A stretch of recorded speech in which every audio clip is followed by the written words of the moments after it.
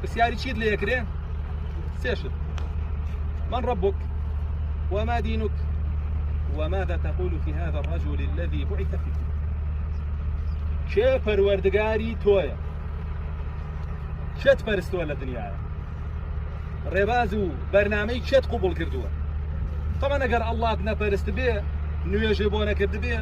بەخوا زەکاتێ نەدا بێ ئەگەر هەبوو بوو بی ڕۆژوت بۆ نەگرت بێ ئەگەر توانایت هەبوو بێ حەجت بۆ نەکرد بێ ئەگەر توانایت هەبوو بێ دیسان هی ماڵی جەستەیی وە تەوحیدەکە تێنە پاراستە بێ وەڵڵاهی جواب پێ نادرێت نوێژت نیاڵی کێم پەرستووە ڕۆژوت نیاڵی کێم پەرستووە هیچ عیبادەتێکت نیاڵی عیبادەتی کێم کردو چۆن جواب پێدرێت ئەگەر غەیری ئەوە پەرستە بێ چۆن جواب پێدرێت هەر ئەوە یەکەم پرسیار ساقط بوو ئەگەر لەو یەکەمەش دەرچی بە موسڵمانێتی پرسیاری دووەمیەتە پێشەوە